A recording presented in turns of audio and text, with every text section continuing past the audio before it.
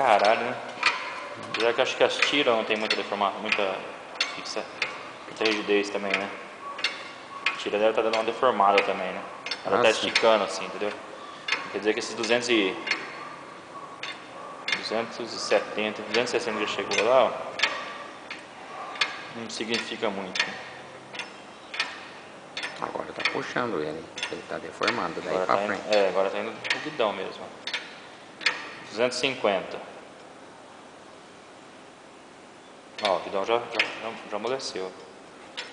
280.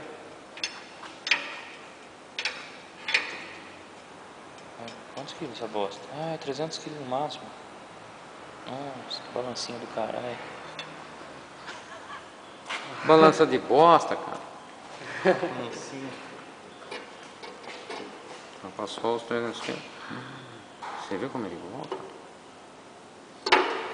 Mas ele voltou com deformação.